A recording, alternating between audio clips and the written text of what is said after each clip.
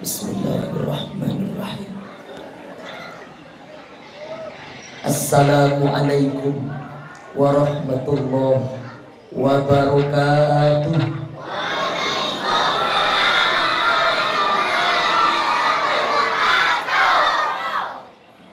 Alhamdulillahilladzi khalaqal mauta wal hayata liyabluwakum ayyukum ahsanu amala.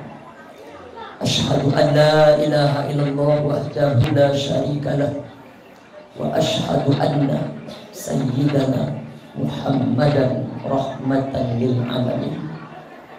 Allahumma salli ala sayyidina Muhammad wa ala alihi wa sahbihi wa barik wa sallim. Naik haji ke kota Makkah, sampai di Makkah membeli kurma, senang hati datang ke Taman Raya, maaf salah benar, apa namanya Ustaz? Taman Kartini Raya. Kita ulang pantunnya ya. Naik haji ke kota Makkah, sampai di Makkah membeli kurma, senang hati datang ke Taman Kartini Raya karena jamaahnya ramah-ramah. Dari mana Pak Ustadz tahu jamaah ini ramah? Setiap kali menengok baik bapak ataupun ibu langsung tersenyum. Orang yang tak ramah itu kalau kita tengok wajahnya masam. Betul ya? Tadi mulai dari masuk sana sampai ke dalam ini, setiap saya tengok wajah bapak ibu langsung dia tersenyum. Orang yang suka tersenyum pada saudaranya itu menandakan hatinya bersih. Jadi kalau ingin tahu ada orang yang hatinya bersih dan ada orang yang hatinya kotor, tengok cara dia memandang saudaranya. Kalau ada orang ditengok oleh saudaranya, wajahnya masam aja, wajahnya macam mau marah aja, wah itu hatinya kotor. Bapak boleh cek istri bapak hatinya kotor atau bersih. Pulang bapak jam 1 malam, dibukakannya pintu, tengok raut wajahnya. Kalau senyum dia, aku hati ibu bersih. Tapi kalau masam wajahnya, hati ibu kotor. Jadi yang pertama, mengetahui hati orang bersih atau tidak, tengok cara dia memandang saudaranya. Kalau air wajahnya cerah, kalau raut wajahnya senyum, maka insya Allah hatinya bersih. Maka dapat saya katakan, semua jamaah Darul Anwar malam hari ini semuanya punya hati yang bersih. Alhamdulillah. Bapak Ibu yang dimuliakan Allah Subhanahu wa taala, pertama yang kita hormati dan muliakan orang-orang tua kita. Cuma dari awal masuk tadi sampai ke dalam, saya layangkan pandangan sekeliling, tak ada jamaah ini yang tua, anak muda semuanya. Alhamdulillah. Kadang itulah hebatnya pakai masker ya. Tak nampak tua orang. Macam anak muda 28 aja semuanya. Pas dibukanya masker baru ketahuan, rupanya ibu itu 58. Kenapa orang tua mesti kita hormati? Kenapa orang tua mesti kita muliakan? Falaisa minna, bukanlah umatku itu, kata Nabi. Siapa mereka? Orang yang tidak hormat kepada yang tua, tidak sayang pada yang muda. Maka ayahanda-ayahanda kami, ibunda-ibunda kami, kalau tertengok raut wajahnya, ingat ayah di kampung.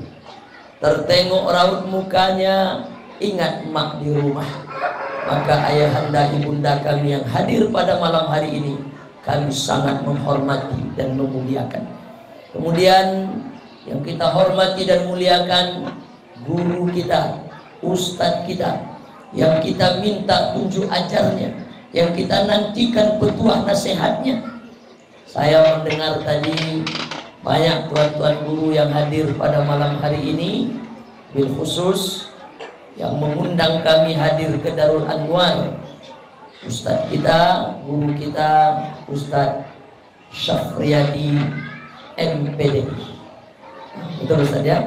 Nah, berserta guru-guru kami yang lain, tak dapat disebut satu persatu. Kemudian yang kita hormati dan muliakan juga tokoh-tokoh masyarakat kami. Di Minangkabau ada pepatah, alim ulama niniak mama cadiak pandai, suluh bendang dalam nagari, kapai tampe batanyu, kapulang tampe babari. Yang tak tahu artinya tengok terjemahan di bawah ya. Maka ada translate di sini. Sama juga dengan Ustadz, tokoh-tokoh masyarakat kita itu jugalah yang kita minta tunjuk ajarnya, yang kita nantikan petuah nasihatnya. Kemudian pengurus masjid, Bapak Ketua beserta perangkat-perangkat, tak dapat disebut satu persatu yang hadir pada malam hari ini. Bil khusus lagi anak-anak Ustadz, anak-anak kami yang hadir malam hari ini. Di tempat lain Ustadz ceramah dulu baru dikasih amplop.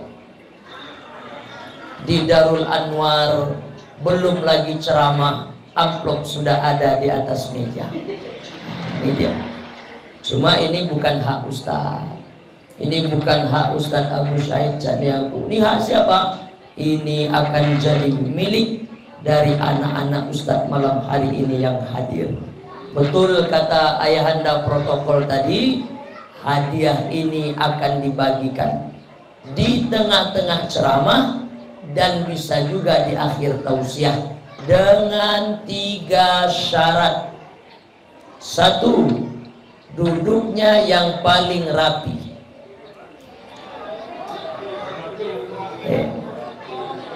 Yang kedua, suaranya yang paling tenang. Yang ketiga, dengarkan tausiah lebih kurang 30 menit. Nanti di akhir ceramah ada pertanyaan dari Ustadz yang akan dibagi hadiah. Benar kata ayahanda protokol, hanya yang memenuhi syarat saja. Apa syaratnya? 1, duduknya yang paling rapi. 2, suaranya yang paling tenang. Itu penuh syarat itu. Nampak sama Ustadz dipenuhinya 2 syarat ini, maka bawa hadiah ini nanti pulang. Siap? Siap ya? Baik. Nah, mulai dari sekarang. Kemudian yang kita hormati dan muliakan juga ibu-ibu kita yang ramai hadir pada malam hari ini. Perempuan itu sengaja dihormati di akhir, bukan berarti mereka tidak mulia, bukan berarti mereka di belakang laki-laki kemuliaannya. Tidak. Perempuan ini teramat banyak kemuliaannya. Coba, 1 surat dalam Quran diberi nama, surat itu bernama An-Nisa. Apa artinya? Belum lagi sesi tanya jawab nanti. Artinya apa? Perempuan. Sabar ya. Oh, ini semangatnya luar biasa. Vokalis kita tadi ya, saya sampai terkejut tadi itu. Awalnya agak slow, tiba-tiba langsung dia nyanyi. Rupanya di belakang posisinya. Masya Allah. Kita doakan anak-anak yang hadir malam hari ini, Rabbana hablana minas sholihin, menjadi anak-anak yang soleh dan solehah. Amin ya Rabbal. Cuma ada yang sayang sedikit. Apa itu? Qoriahnya naturalisasi. Betul Ustaz ya? Qoriahnya Qoriah jemputan dari Quran Center. Kita doakan 2 orang Qoriah kita yang dahsyat malam hari ini, menginspirasi anak-anak Taman Kartini Raya tahun depan peringatan Maulid Nabi, yang akan baca Quran seindah dan semerdu 2 Qoriah kita tadi.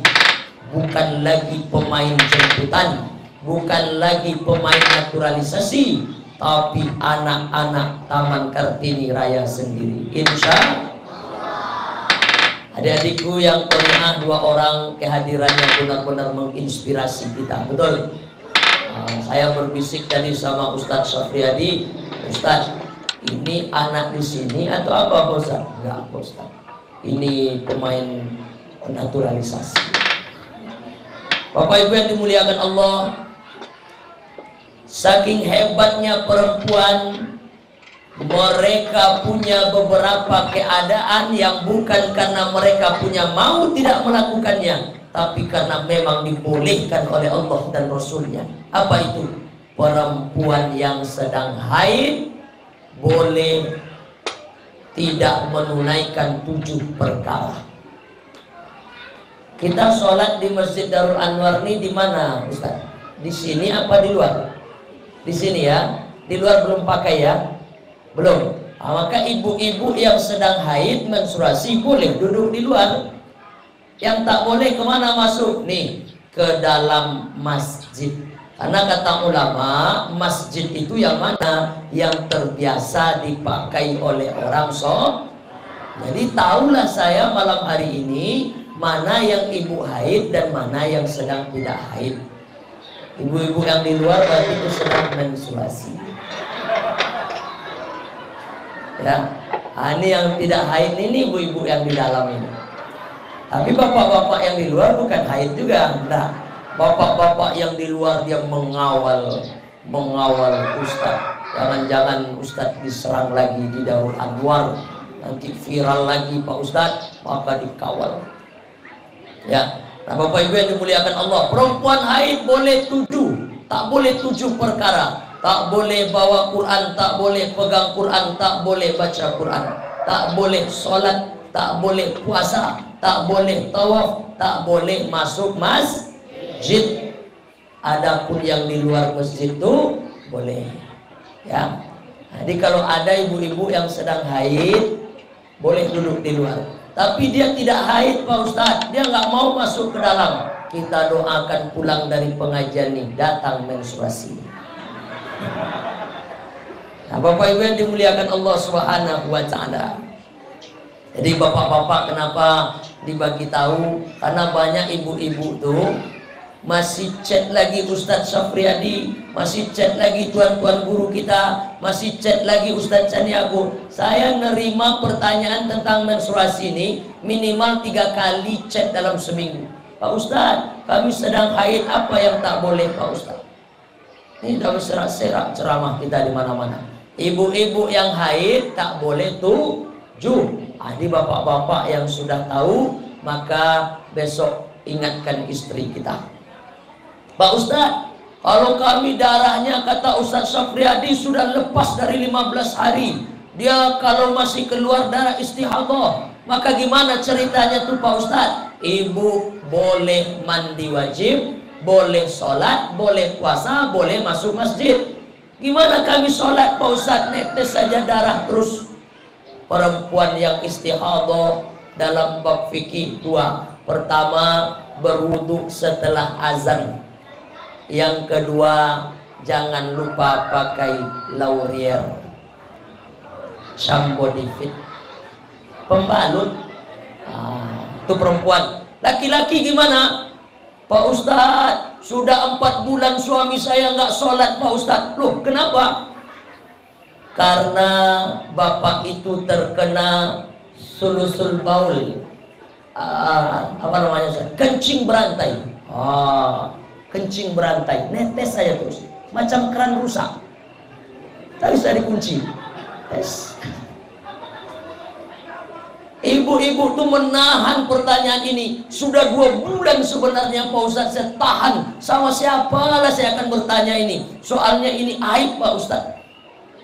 Boleh kita menggunjingkan seseorang, boleh kita menyebut aib seseorang dalam 3 masa. Satu di antara yang 3 itu adalah menanyakan sesuatu, meminta fatwa pada Ustadz Syafriadi, minta fatwa pada tuan-tuan guru kita, minta fatwa pada Ustadz memandang satu perkara. Ini hukumnya apa? Nah, bapak-bapak yang sedang sulusul baul atau kencing berantai sama macam ibu yang istihadah tadi. Gimana caranya, Pak? Jangan sampai nggak sholat macam bapak ini, dan 4 bulan nggak sholat. Tetap sembahyang, tetap sholat dengan syarat: 1, berwudu setelah azan. Yang kedua, jangan lupa pakai lawyer. Empes.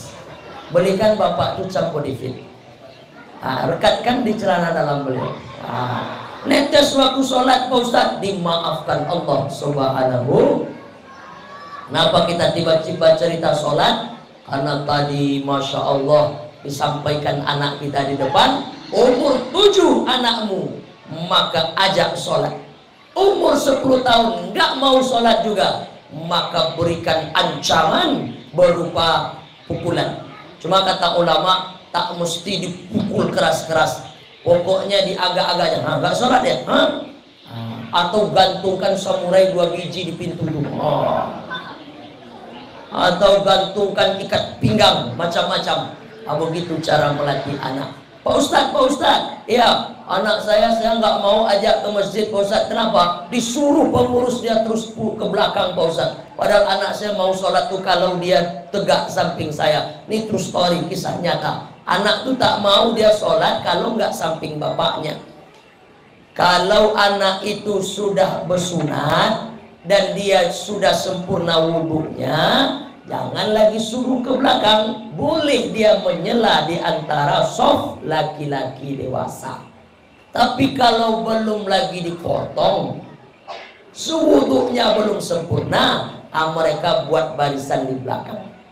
Tapi kalau bapak-bapak anaknya sudah disunat, sudah khitan, Pak, geser anaknya ke belakang, Pak, kata Pak Imam. Maka bapak boleh bercakap, maaf Pak Imam, jangan geser anak saya ke belakang, karena anak saya sudah memenuhi 2 syarat. Yang pertama, wudhunya sudah sempurna. Tadi saya tengok dia berwudhu, sempurna wudhunya. Yang kedua, anak saya sudah dikhitan, sudah dipotong. Kalau Pak Imam tak percaya, tengok celananya sini, dicek sama Pak Imam. Sudah. Jelas ya? Ini mana adik-adik yang belum dikhitan, yang belum disunat, maka segerakan dikhitan. Anak laki-laki, anak perempuan wajib dikhitan. Pendapat Imam Syafi'i. Tapi pendapat 3 imam yang lain, yang wajib itu laki-laki aja. Laki-laki wajib. Perempuan dalam mazhab Imam Maliki, Hanafi, Hambali mustahab, dianjurkan, bahkan mulia, tapi tidak wajib. Kita pakai siapa? Imam Syafi'i. Jadi anak laki-laki, anak perempuan tetap kita khitan. Bapak Ibu yang dimuliakan Allah Subhanahu wa taala. Ini prolog saja, pengantar. Kita doakan semua jamaah yang hadir ini sesuai dengan yang disebut oleh Rasulullah. Apa kata Nabi? Man salaka tariqah, siapa saja orang yang melewati suatu jalan, yaltamisu fihil ilman, untuk mencari ilmu, sahalallahu lahu tariqan ilal jannah, maka dibayar oleh Allah, diganti oleh Allah lelehan keringatnya, capeknya, lelahnya, letihnya dulu saat menempuh jalan menuntut ilmu itu dengan apa? Jannah. Apa arti jannah? Masuk surga. Saya ulang sekali lagi Bapak Ibu yang dimuliakan Allah. Man salaka tariqan, siapa saja yang melewati suatu jalan, yaltamisu fil ilman, untuk mencari ilmu, sahalallahu lahu tariqan ilal jannah, maka besok diganti oleh Allah, dimudahkan langkah kakinya masuk ke dalam surga. Maka yang hadir malam hari ini, insya Allah calon-calon penghuni surga semuanya. Amin ya rabbal.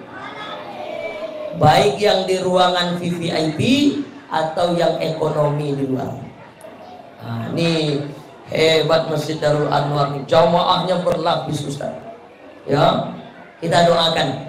Ibu-ibu yang di luar terdengar suara kami, Ibu? Dengar? Alhamdulillah.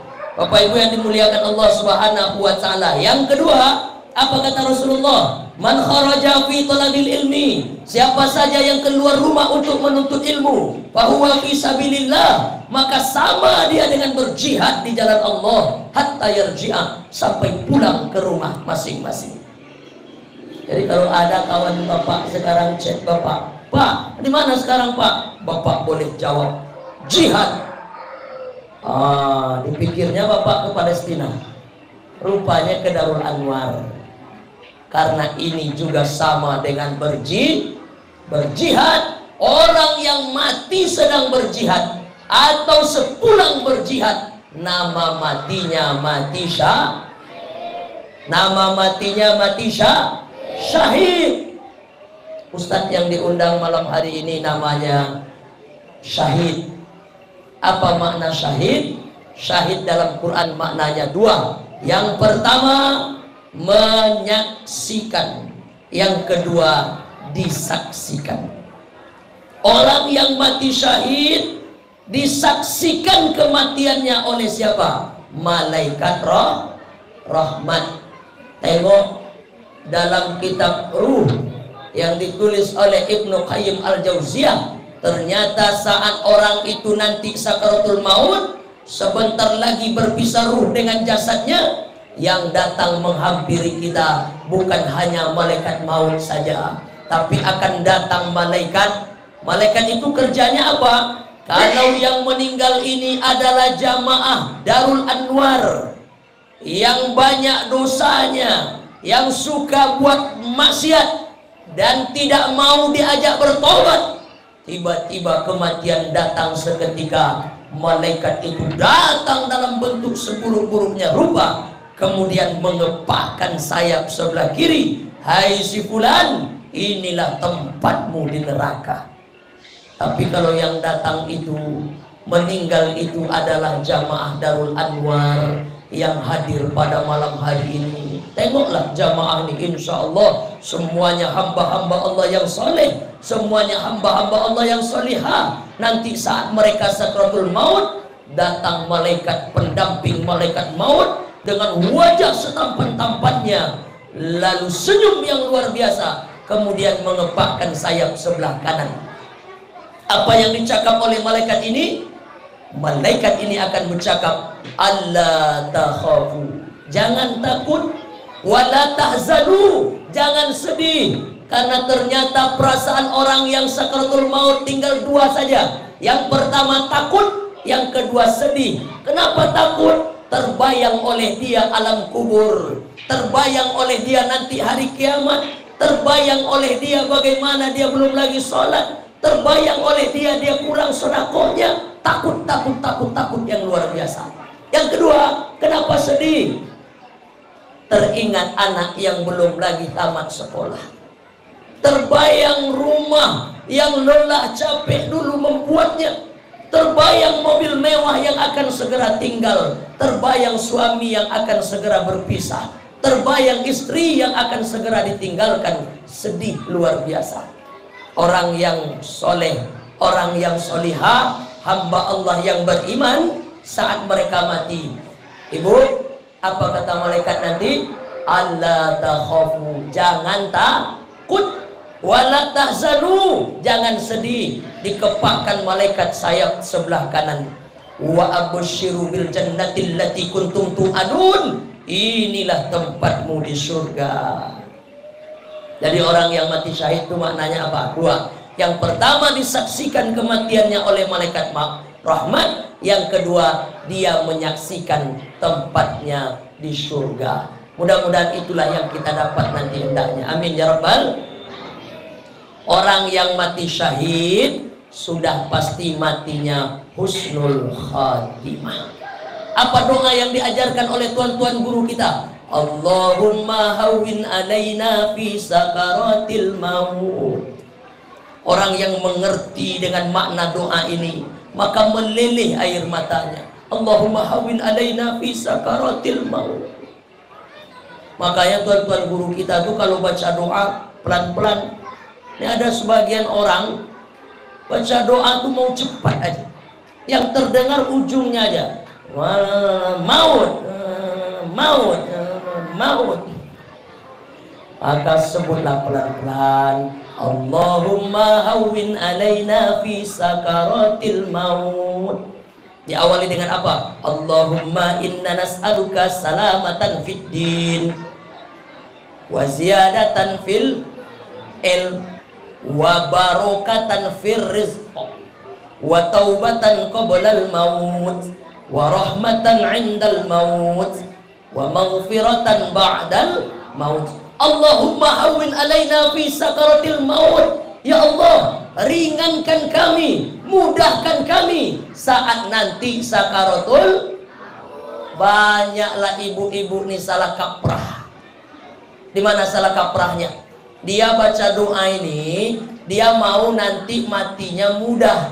Apa katanya yang mati mudah itu? Pak Ustadz, mudah-mudahan nanti kita matinya mudah ya Pak Ustadz ya. Camana mati yang mudah? Mati di rumah, tidak sedang di jalan. Mati dalam keadaan sehat-sehat saja, tidak terkena COVID. Pokoknya itulah yang dikatakan yang mati mudah. Mati sedang tidur Pak Ustadz, itu mati mudah, tidak mati di jalan kecelakaan pecah kepalanya.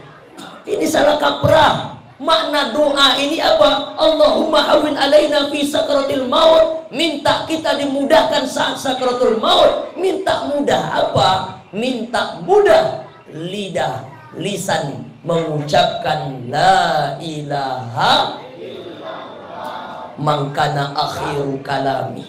Siapa saja nanti orang di akhir hidupnya, lalu kalamnya, lisannya, lidahnya mengucapkan la ilaha illallah, dakhalal jannah, surga dipastikan untuknya. Cuma menyebut kalimat yang boleh tak bergerak bibir atas dan bibir bawah, la ilaha illallah, lidah hanya bergoyang, bibir atas bibir bawah bisa tak bergerak. Mengucapkan kalimat yang ringan ini pun begitu susahnya orang saat sakratul maut. Betul. Lalu kalau kami susah nanti saat sakratul maut gimana Pak Ustaz? Itulah gunanya punya anak yang soleh. Itulah gunanya punya anak yang soleh. Macam adik-adik kita tadi. Saya nggak terlalu tertarik dengan selawatnya. Yang tertarik apa? Cara berpakaiannya. Masya Allah. Nggak tahu ibu mana yang dibuat fashionnya macam itu. Bagus, nggak apa-apa. Ya, saya tertarik itu yang di atas kepala bunga-bunga ini. Masya Allah. Hebat ya. Dari kecil anak-anak kita sudah kita ajak selawat, sudah kita ajak berzikir. Insya Allah anak-anak inilah nanti yang akan menolong bapak ibu. Apa kata Nabi? Lakinu mautakum. Nanti kalau engkau menengok emakmu, ayahmu sakaratul maut, talkinkan mereka, tuntun mereka, ajarkan mereka, payah lidahnya mengucapkan la ilaha illallah. Maka anaknya yang soleh dan solihah itu mencari telinga sebelah kanan maknya. Apalagi bapak. Pak, dulu waktu anak kita lahir, kita ambil wudhu, kita gendong, kemudian kita azankan. Betul? Tengok kalimat azan di ujungnya, la ilaha illallah. Meleleh air mata ayahnya. Istrinya bertanya, kenapa abang menangis? Abang tak senang dengan kelahiran bayi kita? Bukan. Aku bukan tak senang dengan kelahiran bayi kita. Ini tangisan bahagia, tapi hatiku membatin. Apa dalam hati bapak saat mengucapkan la ilaha illallah? Nah, ketika engkau lahir ke dunia ini, nak, ayah yang membisikkan kalimat tauhid itu di telingamu, la ilaha illallah. Nanti kalau umurmu panjang, nak, rezekimu mudah, badanmu sehat, engkau tumbuh menjadi orang dewasa. Nah, papa tak mau kau belikan rumah mewah, papa tak minta mobil mewah, papa tak minta kekayaan dari engkau, nak. Yang papa minta satu. Apa itu? Nanti saat papa sakaratul maut, tolong engkau juga yang membisikkan kalimat yang sama dengan yang papa bisikkan pagi ini, nak. Apa itu? La ilaha illallah. Kita berdoa kepada Allah, mudah-mudahan anak-anak kita yang hadir malam hari ini, insya Allah semuanya menjadi anak-anak yang soleh dan solihah. Amin ya rabbal alamin. Bapak ibu jamaah yang dimuliakan Allah subhanahu wa ta'ala. Nah, saya tak dibagi tahu sampai jam berapa tausiah. Tadi berbisik sama Ustadz, Ustadz sampai jam berapa waktu kami? Terserah Ustadz, yang penting disesuaikan saja. Oke lah, saya ceramah tak lama-lama karena acara inti malam hari ini makan bersama. Ada makannya Ustadz kan? Ada. Nah, itu acara inti. Ini kalau lama-lama atau usianya rusak hati ibu-ibu di luar itu nanti. Karena makanannya ditaruh di luar. Jadi sampai jam berapa Ustadz ceramah Pak Ustadz? Saya tak dibagi tahu sampai jam berapa. Saya tengok ada jamaah menguap 2 orang ceramah tutup. Mudah ya. Jadi kalau sudah nggak sedap lagi rasanya, pura-pura menguap aja lah. Saya tengok dari sekarang. Yang pakai masker kalau menguap gimana Pak Ustadz? Bergoyang maskernya. Bapak Ibu yang dimuliakan Allah Subhanahu wa Ta'ala, kita nggak boleh ceramah keluar dari judul yang sudah dibuat. Ini pengurus kadang mencari judul ini mau seharian ini. Apalah bagusnya. Ketika